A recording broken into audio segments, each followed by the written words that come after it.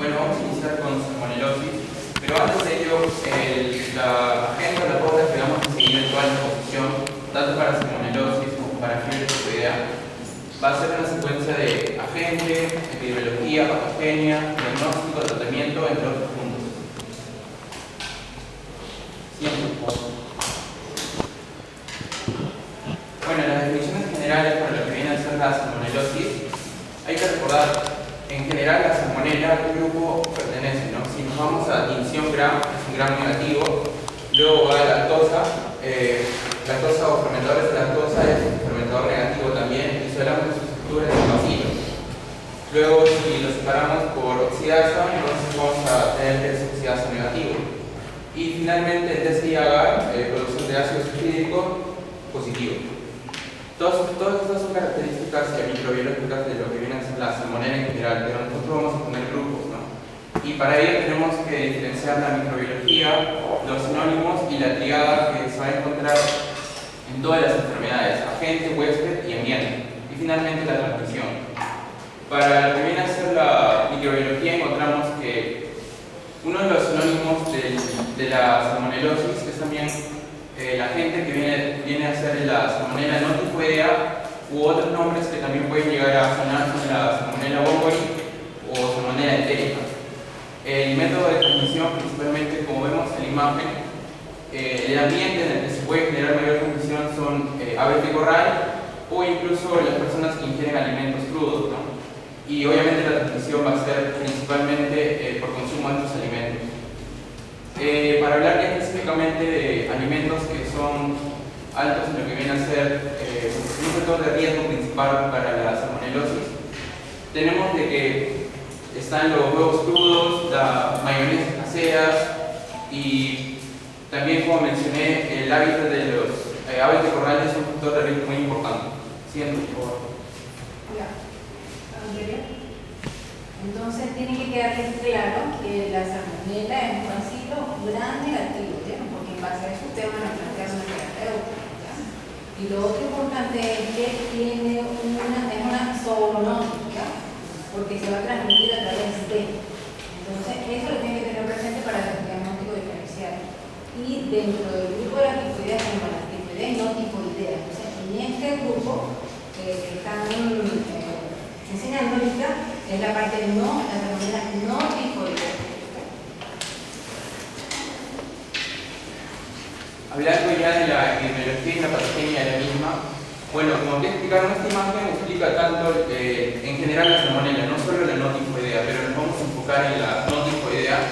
Y el principal agente es la salmonela enteritidis, que como les mencioné, va a estar principalmente o va a tener factor de riesgo para la persona en los huevos, lácteos y salsas, ¿no?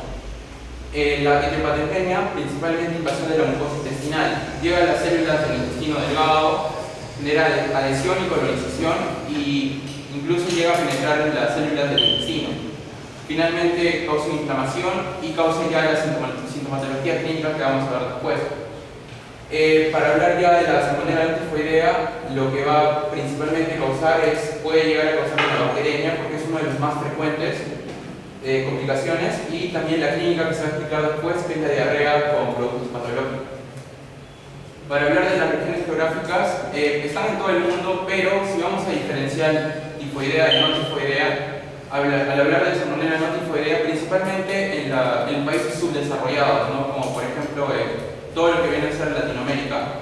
¿Por qué? Porque, como vemos, el método de transmisión es principalmente por falta de higiene y por consumo de alimentos contaminados, ¿no? Entonces, en estas zonas subdesarrolladas es principalmente donde se tienen estos malos hábitos. Y en la descripción vamos a tener que es principalmente una enfermedad diarreica, y parte de la clínica la voy a explicar después.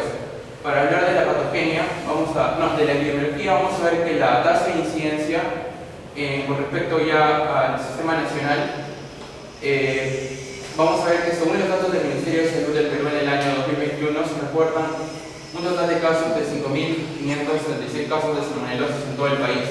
Como vemos, no es una tasa de incidencia muy alta, y la tasa de mortalidad tampoco lo es. ¿Por qué? Porque se puede llegar a prevenir con total normalidad esta enfermedad. Y finalmente las zonas en el Perú que tienen mayor cantidad de tasa de incidencia o la distribución geográfica principal en el Perú son Lima, Callao, La Libertad, Arequipa, entre otros. Y vamos a recordar de que luego de que esta salmonella no tifoidea llegue a penetrar en el intestino delgado, invada la mucosa, también puede llegar, como mencioné, a causar bacteriemia y finalmente llegar a otros órganos. Los principales en este caso, hígado, vaso y diseminarse por el sistema linfático. Finalmente, hablar del cuadro clínico. Y el cuadro clínico que se va a presentar para la salmonelosis o salmonella, o el agente causal salmonella no tifoidea, va a ser un cuadro de gastroenteritis. ¿Y cómo lo definimos? Con fiebre, dolor abdominal, náuseas y vómitos, diarrea limitada.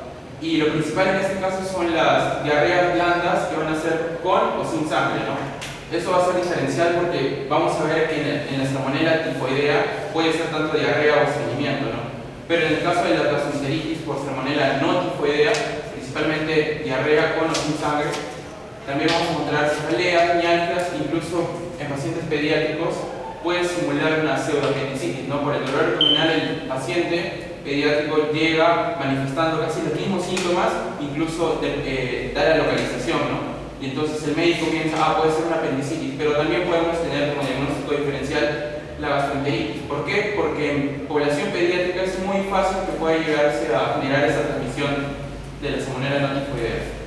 Y bueno, como mencioné, estos son los síntomas y en este cuadro podemos ver también algunas complicaciones que mis compañeros también van a explicar, pero mencionar algo importante que es que la salmonella puede ser invasiva y presentar principalmente complicaciones relacionadas con la meningitis, artritis sépticas, gemelitis, y los pacientes con drepanocitosis o inmunocomprometidos tienen mayor riesgo de transmisión. Y bueno, la imagen que vemos en la izquierda es una imagen muy buena que resume prácticamente todo lo que viene a ser solo salmonelosis, ¿no? Vemos todos los síntomas que puede llegar a tener incluso tenesmo, diarreas, que ya mencioné, y en la parte de abajo vemos los alimentos o los factores de riesgo principales para que se pueda llegar a contagiar la persona. Los huevos crudos, incluso la mantequilla de cacahuete, que fue diagnosticada principalmente su incidencia en los Estados Unidos. Incluso vemos los huéspedes, que también los reservorios, que también pueden llegar a tener esta gente, que son las tortugas y los reptiles. Y algo curioso es que en Estados Unidos la salmonella bombori, que se encuentra principalmente en las tortugas, se dieron cuenta de que era un reservorio principal, ¿no? Y entonces a tortugas, los niños que querían una mascota, generalmente solo se les permitía a tortugas menos de un tamaño en específico, porque si aumentaban o el tamaño era mayor, tenían grandes probabilidades de tener gastroenteritis, por tanto tener infección por salmonella, no tifoidea. Y entonces nosotros al prevenir esto o al dar esa ley en Estados Unidos, disminuyó bastante la incidencia con lo que viene a ser específicamente este reservorio. Siguiente.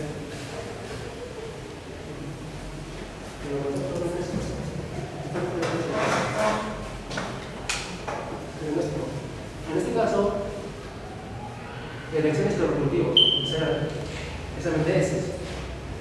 Aquí el médico va a agarrar la muestra y va a llevar al laboratorio ahí, y así ver el tipo que hay en el paciente. ¿Sí? Y en caso de que haya, por ejemplo,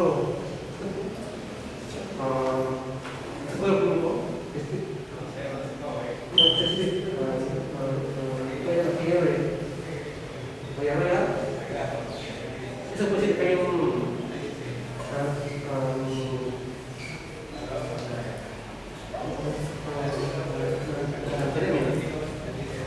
de ahí es bueno hacer el hemocultivo bien a la bacteria es de alto grado, de bajo grado, de seguir bien el tratamiento. Es importante hacer el estudio orales, es decir, el líquido particular y también el líquido la piel. En cuanto al diferencial, hay varias actividades que causan el mismo clínico tuberosis, es decir, la fiebre, esa infección por bacterias o hongos o virus. Eso también es un diferencial. Además, hay enfermedades, el paludismo, la liquidiosis, la espirosis, que hemos entrado de diarrea. No está bien, no te.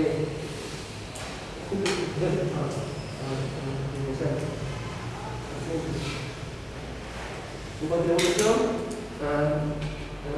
el contacto de la brucelosis al humano pasa de 6 horas en la versión de los síntomas, y circular dura de 2 a 7 días. El diagnóstico, este es bueno, ya que la bacteria es muy infrecuente. Hemos cuidado en jóvenes, meninos, también en ancianos, ya que un mal control puede hacer que haya una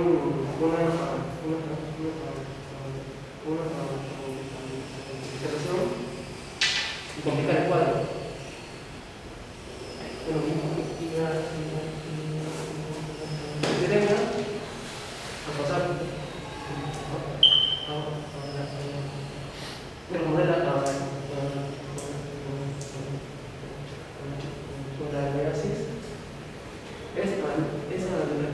Ese tipo de problemas que pasa más como prioridad en personas que es límite 70%. En el último, en cuanto a operaciones, la más frecuente es una operación en pequeños elementos, en ancianos. Otra es la bacteriemia, se da en 1%, 4% de los pacientes, y se da más en los pacientes con VIH, diabetes o cáncer. También va autoinmune, hepática y renal. También la bacteriemia hace pacientes endovasculares como son la endocardinitis, la inflamación de la capa única de las venas, y también la endocardinitis. Esto pasa de un 10 a 5%. Una cuestión es focal que pasa de 5 de los casos, y está dentro de meningitis, neumonía, una hepatitis A, infección de diccionarios.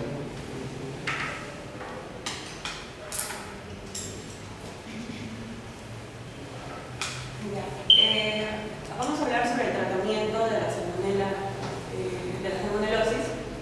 Si bien el tratamiento clave debe ser la ingesta de líquidos y seguir una dieta balanceada para controlar esto, porque no se considera favorecedor que se dé antibióticos para ese tipo de pacientes, ya que esos antibióticos van a favorecer la persistencia de la salmonela en el huésped después de la recuperación de esto, y también porque esos antibióticos van a generar que aumente la aparición de cepas persistentes. Entonces no es necesario de frente ir a un antibiótico, sino primero controlarlo con las cosas más básicas, que es controlando el líquido del paciente y una dieta. Pero en el caso de que sea un paciente inmunodeprimido, que puede ser un neonato, un adulto mayor, un paciente con VIH, un paciente que presenta una escolar, o pacientes que ya se encuentren con una enfermedad grave, que ya presentan diarreas muy severas, con bastante cantidad, o una fiebre muy alta. En este caso ya es necesaria la aplicación de los antibióticos. Y la aplicación de los antibióticos, la elección de estos, se debe basar en las pruebas de sensibilidad. Se dice de que lo más oportuno son las fluoroquinolonas y las cefaloporinas, como se ve en el cuadrito. El ciprofloxacino, que es una fluoroquinolona, tiene una sensibilidad de 76.5 y una resistencia de 23.5. Normalmente el tratamiento empírico en la salmonelosis es citromicina con ceftriaxona, pero la citromicina en muchos casos ha mostrado menor sensibilidad. Por eso es que, según los autores, dicen de que es mejor una fluoroquinolona como el ciprofloxacino, el levofloxacino, o una cefalosporina de tercera generación como es la ceftriaxona. Sabemos que el ciprofloxacino, como lo dijo mi compañero, esta es una bacteria gram negativa, entonces el ciprofloxacino va directo a una gram negativa, a diferencia también de la ceftriaxona, que es de ambos tres. Siguiente. Bueno, la profilaxis o la forma de evitarlo. Es necesario mantener una higiene de la superficie de los recipientes, utensilios y todo lo que esté en contacto con lo que son los huevos, carnes crudas, todos los alimentos crudos, y siempre mantener un correcto lavado de estos. Lavar las manos, proteger los alimentos y la cocina de insectos, moscas, porque estas moscas también pueden ser vectores para generar esta enfermedad. Lavar con abundante agua es segura y en forma minuciosa las frutas y verduras. Abundante agua segura, sabemos que hoy en día no hay agua o hay agua que viene sucia, entonces no podemos lavar con esa agua nuestros alimentos. Por eso se refiere a una abundante agua segura, porque si lo lavamos de esa manera no nos va a generar ninguna seguridad para nosotros.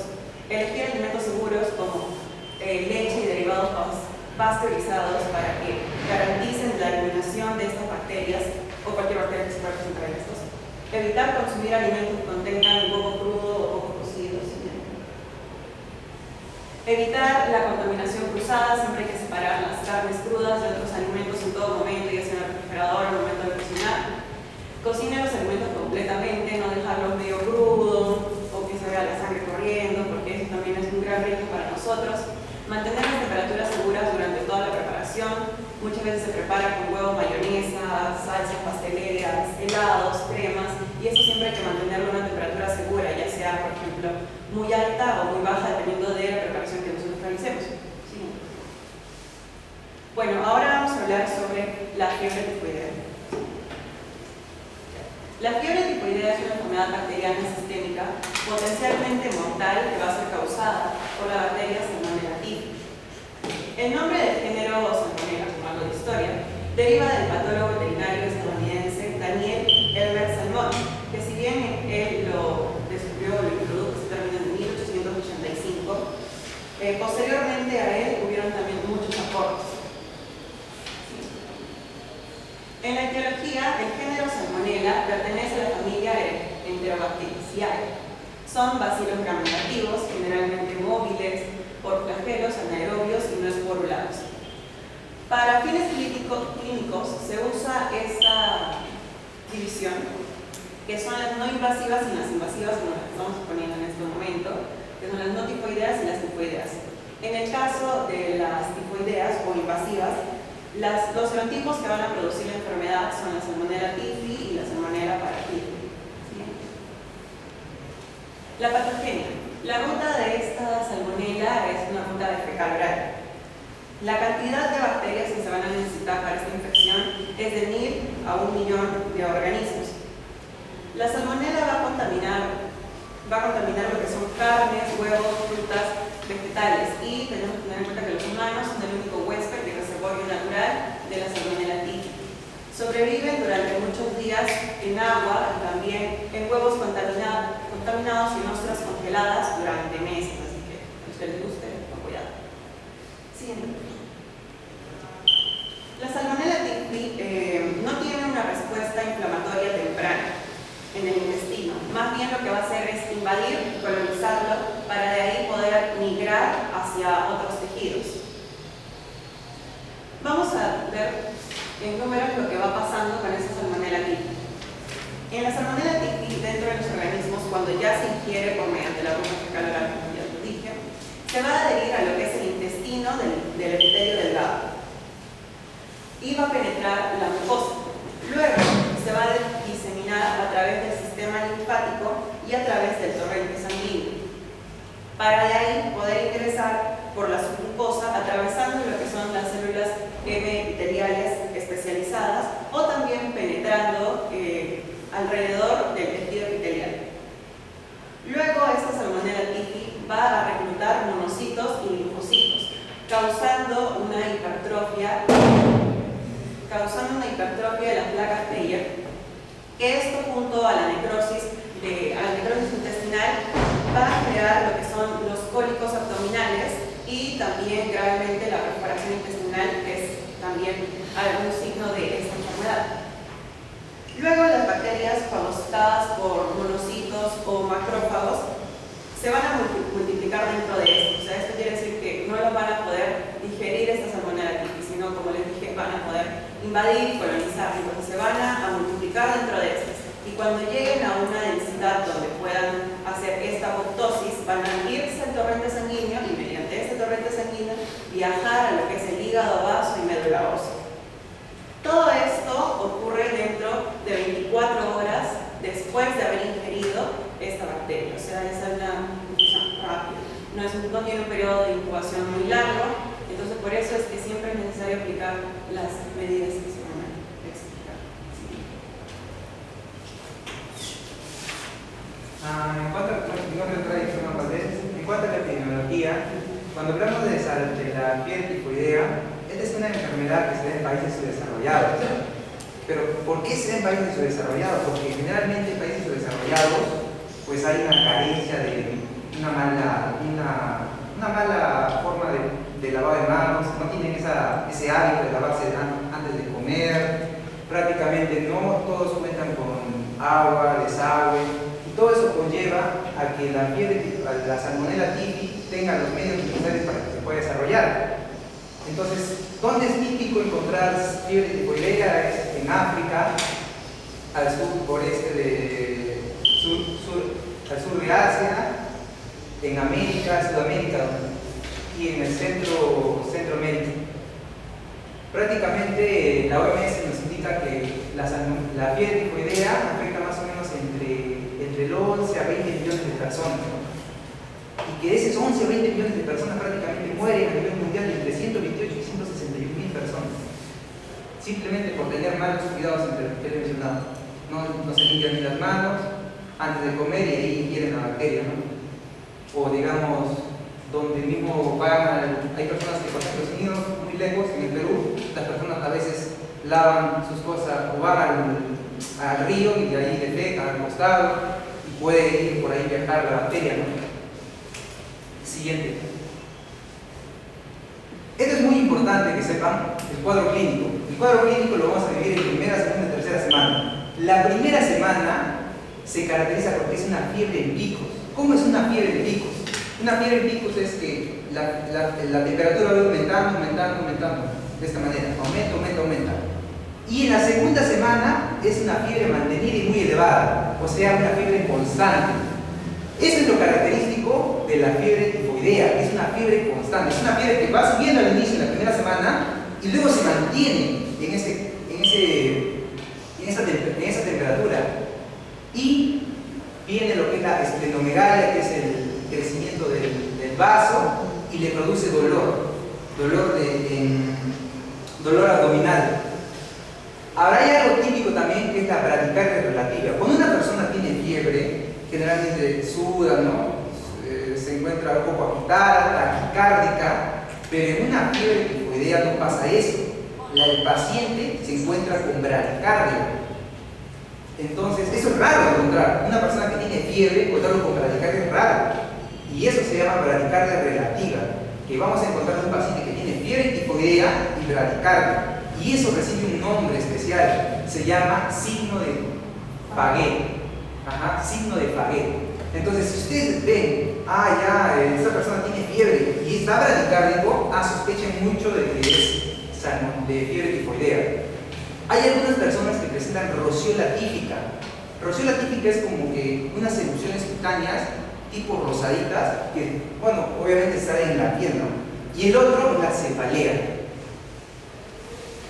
Cuando ustedes, y acá con esto se crea una triada, que cuando escuchen esta triada sospechen mucho de fiebre tifoidea. La triada es la siguiente: fiebre, cefalea y dolor abdominal. Cuando escuchen esas tres cosas, pónganse muy atentos a sus orejas porque eso probablemente sea fiebre tifoidea. Esa es la triada. Luego en la tercera semana ya caen un poco los síntomas, pero aquí no es que ya se solucione el problema, se complica más porque suceden dos procesos, dos partes muy importantes, que es la perforación y las hemorragias intestinales. ¿Cuál es la más grave? ¿Tener hemorragias o tener una perforación adentro? Una perforación. La perforación es lo más grave que puedes tener. Y en la cuarta semana ya es el periodo de convalescencia, si es que se recupera, ya es el periodo de recuperación. Lo que quiero llevarle con todo esto del cuadro clínico, que nunca se olvide, la triada: fiebre, dolor abdominal y cefalea. Siguiente.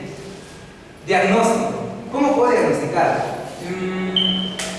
El gol estándar para fiebre tifoidea es el hemocultivo, pero hay que tener mucho cuidado con el hemocultivo. El hemocultivo es que yo le saque sangre, más cuidado, es un chorrito de sangre y lo analiza en microscopio, ¿no? Entonces, el gol estándar es el hemocultivo, ya. Pero el hemocultivo yo no le puedo realizar en cualquier semana, yo les he contado, yo lo tengo que realizar en la primera semana. Si se dan cuenta, tiene 50-70% en la primera semana. Pero si yo le realizo en la segunda, probablemente ya no le encuentre. Y en la tercera, aún peor. Y en la cuarta, ya olvídate. O sea, es por las puras. En la primera semana es donde se tiene que realizar el hemocultivo. Ahora, ¿qué pasa? ¿Qué otras pruebas puedo tener? El mielocultivo. El mielocultivo, si se dan cuenta, en la primera semana tiene 90%, en la segunda 90%, en la tercera 90% y en la cuarta 81%. Entonces el mielocultivo es el más sensible y el más rentable. Es el que prácticamente lo puedo ocupar en todas las semanas. Pero para que yo realice un hemocultivo necesito un hematólogo. Y yo no puedo perder tiempo. Y además, un mielocultivo es que yo voy a ingresar a la médula ósea y voy a sacar un pedazo, ¿no? Para analizarlo. Pero llevar al hematólogo, todo ese proceso va a demorar mucho tiempo. Es muy sensible, sí, pero me va a demorar tiempo. Entonces, por eso no es gol estándar. Por eso no lo... Ahora, pero sí o sí me va a encontrar al virus, porque tiene 90 y 81%. Perdón, bacteria. Al mielocultivo. Ahora, el coprocultivo y el hemocultivo también lo puedo encontrar a la bacteria, pero eso tiene que realizarse en la segunda semana. En el hematograma, yo puedo aplicar la aglutinación. La aglutinación es digamos, yo sospecho de que tiene fiebre tifoidea. Yo no le voy a iniciar con hemocultivo, yo no le voy a iniciar con mielocultivo. Yo lo primero que voy a utilizar es con la aglutinación de... La cosa es que acá lo ideal es quedarse en el mielocultivo, pero acá no tenemos esa facilidad para hacer el mielocultivo. Claro. La prueba más sensible es el mielocultivo. El gol estándar, el hemocultivo, pero demora, ¿verdad? Pero acá lo que tenemos más a la mano, en nuestro laboratorio, por ejemplo, en nuestro hospital, la aglutinación. Con eso nos apoyamos, ¿no? Claro. Entonces, todo paciente que viene siempre se hace al inicio la aglutinación acá en el Perú. En un paciente con fiebre continua, ¿no? Que no le han conseguido el foco y con todas las características que explicamos. Ajá. Pero yo tampoco la aglutinación le puedo hacer en cualquier semana. Yo no le puedo hacer en la primera semana, yo lo tengo que hacer a partir de la segunda semana. Y bueno, y me tiene que botar un valor de 1/160, y dice, pero... A partir de 10%. Ajá, pero también algunos lo consideran como 1/180. Entonces ya, a partir de eso que te bota para arriba ya es positivo, ¿no?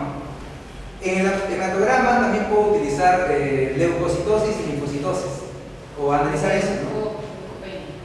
Ajá, solo que en la segunda semana ahí viene lo característico, que va a ser leucopenia, ¿no?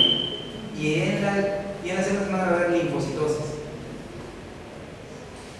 Conclusión, el primer método para yo diagnosticar es la aglutinación. Acá en el Perú.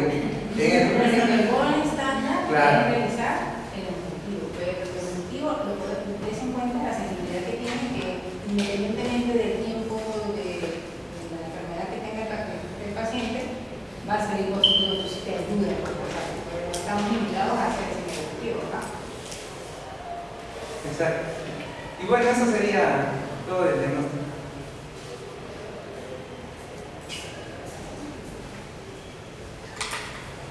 Bueno, ahora voy a explicar la parte de la evolución de la fiebre tifoidea, en la cual, según la literatura en la cual extraemos esta información, viene por periodos, tanto el periodo de incubación, invasión, estado y convalescencia, pero también hay cierto tipo de evolución en el cual se da a través de semanas, ya sea la primera, la segunda, la tercera y la cuarta semana. El periodo de incubación es el primer periodo, el cual va a depender del inóculo ingerido. En promedio se da de 10 a 12 días, pero puede ser de 3 a 21 días. Ahora, sigue el periodo de incubación, el cual va a consistir de 1 a 2 semanas, en la cual primero se va a presentar una febrícula que va a pasar una fiebre alta. El paciente va a presentar los síntomas generales, como es el caso de malestar general, cefalea, mialgias, artralgias, sequedad en la boca. Ahora, pasamos al periodo de estado, o también llamado periodo clínico, el cual va a consistir de 2 a 4 semanas, en el cual se va a hacer persistente la fiebre, una fiebre alta. El paciente va a presentar confusión, puede presentar en este caso diarrea o constipación, como síntoma predominante el dolor abdominal, náuseas, vómitos, como comentaba mi compañero Brady, va a presentar bradicardia y uno de la sintomatología presente va a ser la erosión. Y por último, pasamos al periodo de convalescencia, que nosotros conocemos que este periodo concretamente se llama como un periodo de recuperación, pero también en la literatura nos menciona que puede ser un periodo en el cual el paciente va a tener secuelas de la enfermedad. Este va a durar de 4 a 5 semanas, va a ser predominante lo que es la leucopenia. Pueden aparecer alteraciones neurológicas. También se puede dar una enfermedad grave en el caso de las enfermedades metastásicas a partir de una bacteriemia o una recaída que presenta el paciente. Posterior a ello, también el paciente con los años después puede presentar osteomelitis, infección en el tejido blando y también colecistitis. Siguiente diapositiva, por favor. Ya. Ahora pasamos al pronóstico, y así va a ser las expectativas que vamos a tener para el paciente cuando le vamos a dar un tratamiento. Entonces, lo correcto o lo regular sería que dentro del periodo de 2 a 4 semanas el paciente mejore o pierda casi los síntomas. En este caso, también puede aparecer que en el paciente pueden retomar estos síntomas y esto se debería a que hubiera una curación incompleta de la infección. En este caso, si el paciente no se está tratando con antibióticos, la mortalidad o la tasa de mortalidad va a ser de un 12%. Sin embargo, si el paciente va a recibir desde la primera o la segunda semana una terapia temprana de antibióticos, esa se va a reducir en un 1%. Ahora, el peor pronóstico que se puede presentar es a partir de diversas complicaciones que puede presentar el mismo, la que puede generar en sí un estupor, un cuadro de coma, un cuadro de shock. Lo que puede añadir a que el paciente entre en un cuadro de una complicación es que este paciente, por ejemplo, sea un paciente que sea de elevada edad, como sea un anciano, un infante, o en el caso de un paciente diabético también con diversas comorbilidades. Ahora pasamos a las complicaciones. Si bien es cierto, en el proceso de las complicaciones resalta mucho lo que es el tipo gastrointestinal. Esto va a ser debido a lo que comentaban mis compañeros justamente por la patología que tienen. En este caso, este serotipo de la Salmonella typhi es el que no va a ser eliminado por el ácido gástrico y va a pasar hacia el intestino. Y es en el intestino en el cual netamente va a generar una proliferación de la mucosa, una hipertrofia de las placas de Peyerl. Y esto es lo que va a generar una hemorragia digestiva, inclusive el síntoma principal que es un dolor abdominal, una perforación iliar y diferentes abscesos viscerales. Entonces, como también hay complicaciones en la etapa gastrointestinal, también va a haber una infección a distancia. Puede provocar una neumonía, una hepatitis, miocarditis, osteomelitis o meningoencefalitis, porque, como dijimos, no se va a proliferar por el torrente sanguíneo y los linfáticos. Y bueno, lo que podemos destacar de esta diapositiva es que un diagnóstico tardío y una ausencia de tratamiento antimicrobiano adecuado puede generar en sí este tipo de complicaciones. ¿El siguiente? Ya, ahora pasamos al tratamiento. Si bien es cierto, se realizó diferente bibliografía, pero todas concuerdan en que el medicamento de primera línea es una fluoroquinona, que es el ciprofloxacino. En este caso, el ciprofloxacino va a generar la caída de la fiebre en 4 días. Va a tener una dosis, como presentamos en la imagen, de 500 miligramos cada 12 horas vía oral, que se pueden dar de 5 a 7 días, como nos dice la imagen del libro Harrison, o también algunas literaturas nos hablan de 7 a 10 días.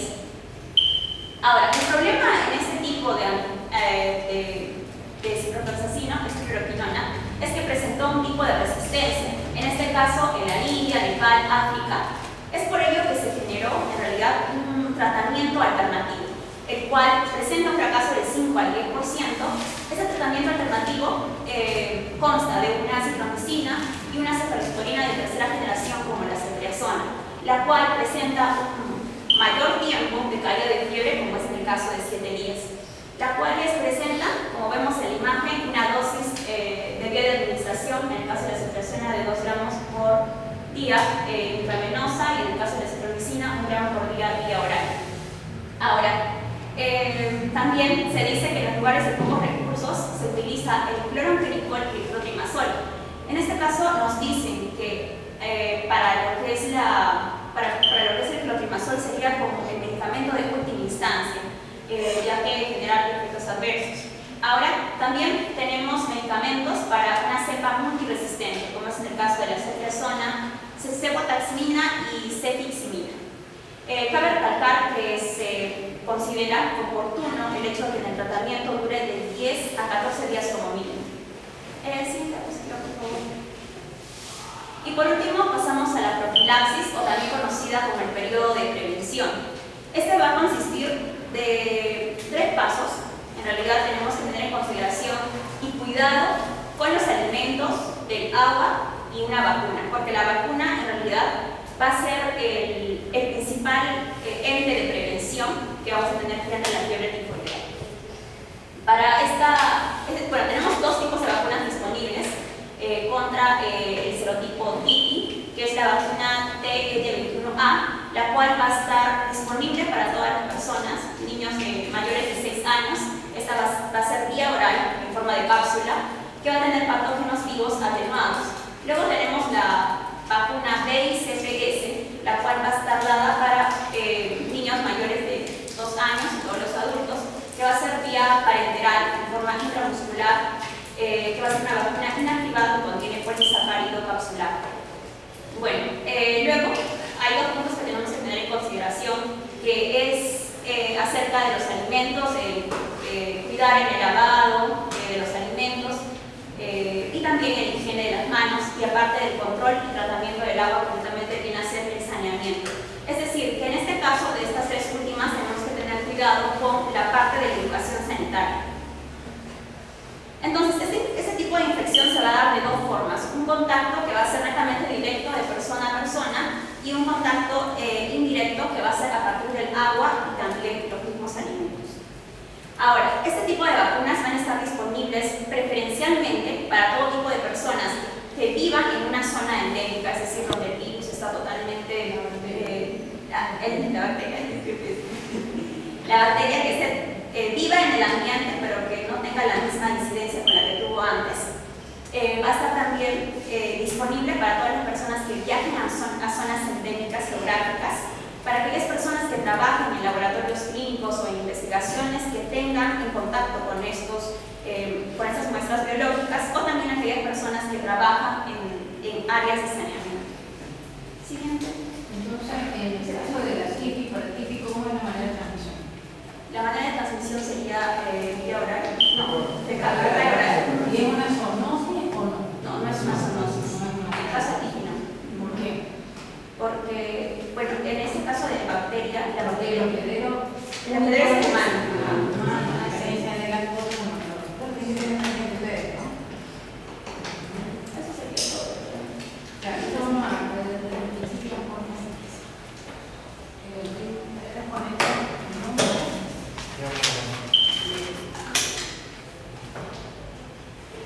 son grandes grupos en cuanto a lo que es salmonelosis. Fíjense que tanto la tifus y la paratifis están unidas porque tienen características específicas en esto, ¿no? Entonces tiene que quedarles claro que la salmonelosis en las que no son ni tifus ni paratifis, recuerden que la manera de transmisión es ¿a través de qué? De alimentos crudos, ¿verdad? De carnes crudas, de pollo, huevo, alimentos que estén contaminados, ¿ya? A diferencia de la tifus y paratifis, que es fecal oral y que el único pedero es el hombre. En cambio, hay otros reservorios en el caso de las salmonelosis, las otras que no son ni tifus ni paratifis. Y en cuanto a profilaxis, la diferencia que tenemos entre la tifus y paratifis, ¿cuál sería? ¿Cuál sería? La diferencia. En el caso de la Profilaxis.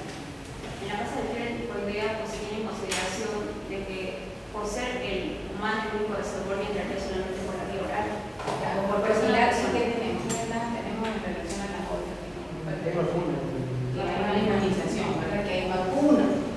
Entonces, hacemos insistencia con las personas para el manejo y la manipulación de alimentos, consumir alimentos bien cocidos, en el caso de la salmonelosis, ¿verdad? Y tenemos una ventaja con la tifus y paratifis que son las vacunas.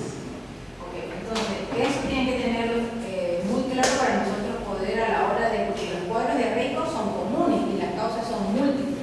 En el caso de la salmonelosis, tiene unas características específicas que nos van a ayudar mientras que hacemos ese diagnóstico. A ver la otra. Ya, entonces ahora, en cuanto a la salmonelosis, ¿qué órganos ustedes revisaron que afecta además del tracto gastrointestinal?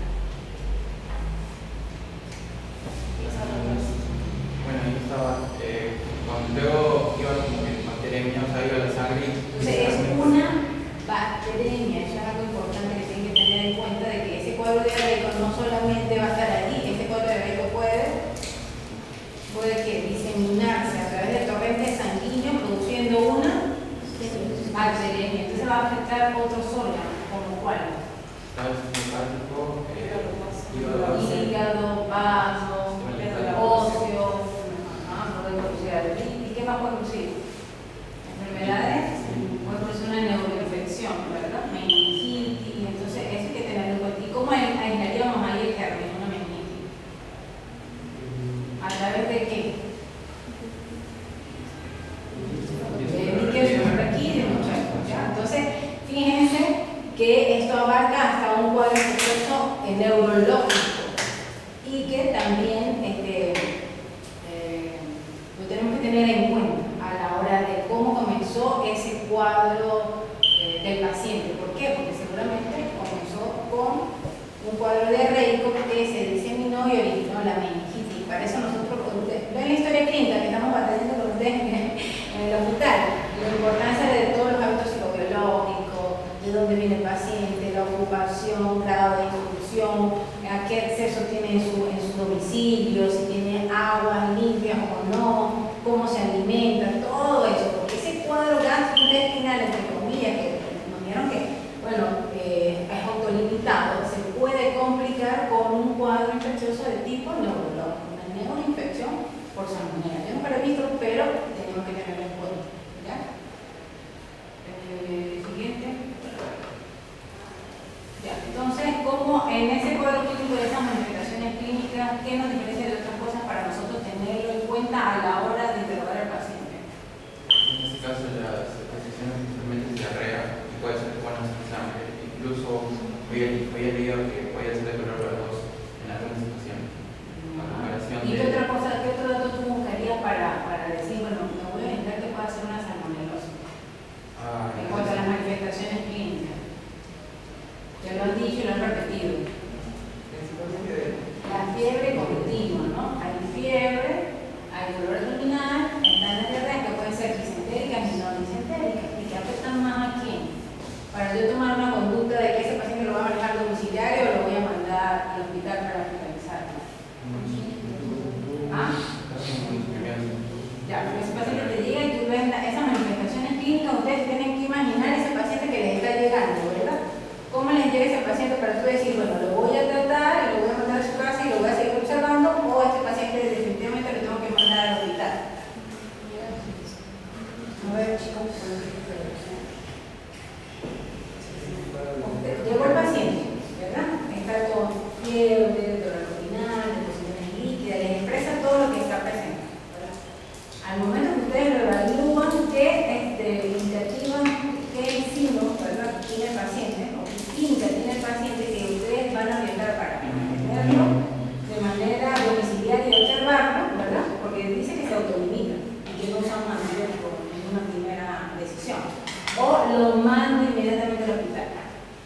pauta? Usted ya llegó el paciente y ¿qué hace? Tenga una descarga de que empezar y deshidratado. Esté deshidratado, muchachos, que esté vomitando, no tolera la vía oral, está muy deshidratado. O sea, el estado clínico del paciente, usted tiene que verse, porque cada patología que estudie, muchachos, y tiene que tener que proyectarse a el paciente cómo les va a llegar. Y desde ahorita, si ustedes empiezan a crear pautas para el manejo domiciliario y hospitalario, cuando estén en el último año van a ser los mejores. Pero eso lo dicen ustedes. Entonces, no solamente es estudiar el tema, es también proyectarse a que ese paciente les va a llegar y ustedes qué decisión van a tomar. Lo voy a manejar de manera ambulatoria porque vamos a hacer un salud, ¿correcto? O lo tengo que mandar al hospital. Entonces, si el paciente les llega deshidratado, el paciente está ya con intolerancia oral, vomitando, ustedes ese paciente no lo pueden mandar para la casa, ¿correcto?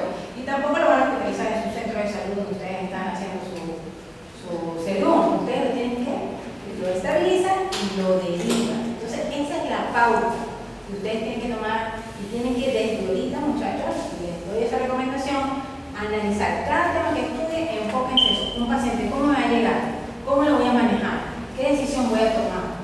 ¿Lo manejo ambulatorio o lo tengo que mandar al hospital? Entonces, este cuadro se autolimita en pacientes inmunocompetentes, pero en pacientes diabéticos, ancianos, lactantes, es un cuadro que es agresivo y puede llegar a la deshidratación y puede llevar a ese paciente lactante o a ese abuelito a la muerte. ¿Ves? Entonces, por eso ustedes tienen que tomar esas pautas, ¿ya? Desde ahorita.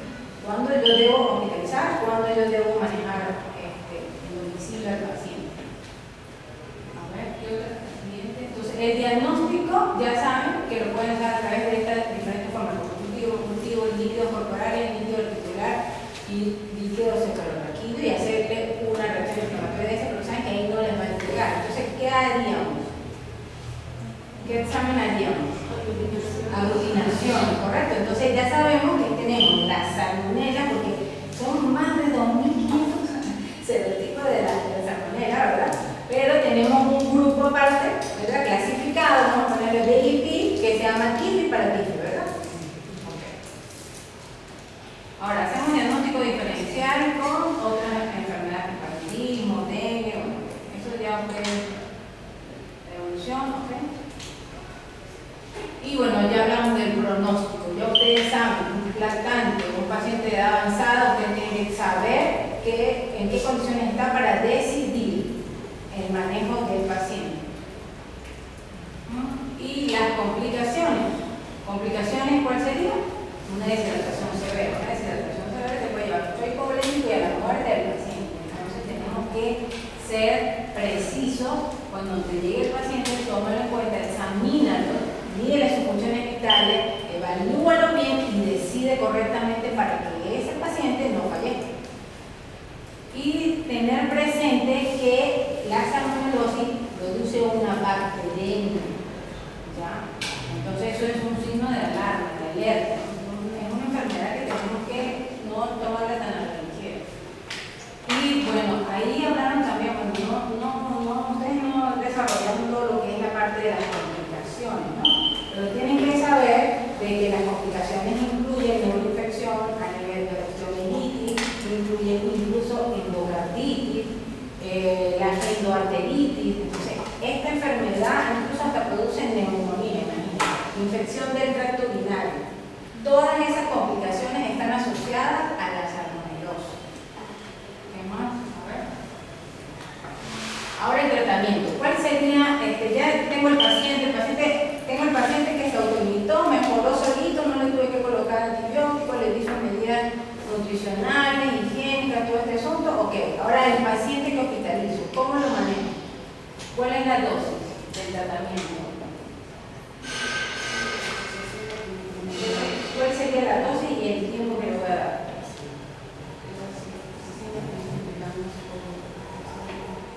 Entonces, 500 miligramos, si yo veo que el paciente está estable, lo voy a mandar a 500, lo manejo de manera que yo digo, no, el paciente sí pueda manejarlo, porque voy a hablar dentro del hospital, un poco antibióticos, todo es normal, ¿ya? Pero ese paciente que ustedes dicen, bueno, yo voy a observar, voy a ver, 500 miligramos, 7 días, pero el paciente que voy a utilizar, ¿cuál sería la dosis de la ciprofloxacina? No, ¿de cuánto De 200 miligramos. Y Tendría que ser 400 400, 400. ¿Cuál sería la dosis que le voy a indicar? 400. 400 Cada cada 12 horas. día. Endovenoso. Entonces ya sabemos y conocemos que el ciclo importante, muchachos, empiezan a conocer, yo tengo farmacología. Entonces repasemos farmacología con cada tema que ustedes estudien, porque ese ejercicio médico les comunico, la enfermera le va a decir, doctor, ¿qué le pongo? ¿Qué le pongo? ¿Qué le pongo? ¿Y quién va a hacer la orden médica? ¿Quién la va a hacer? ¿Ah? Ustedes, muchachos. Entonces ahorita empiecen a aprenderse, a hacer su guía en su teléfono, que tienen un teléfono inteligente, hagan sus protocolos médicos y actualícenlos todos los años, ¿verdad? No hay mucha diferencia en los antibióticos que se actualicen, pero manténganlo al día, porque ustedes tienen que saber, el paciente, hacer el diagnóstico correcto. ¿Y cómo van a hacer ese diagnóstico? A través de un relato cronológico. ¿Y cómo lo hacen? ¿Cómo lo preguntan? ¿Cómo lo interrogan? Ya ustedes hoy, estos chicos, sus compañeros les dieron herramientas de cuáles son esos factores de riesgo o cómo adquirieron esa enfermedad ese paciente, ¿verdad? Consumiendo alimentos crudos, animales higiénicos, aguas blancas en su hogar, interrogando esa parte para nosotros saber que ese paciente, miren en qué está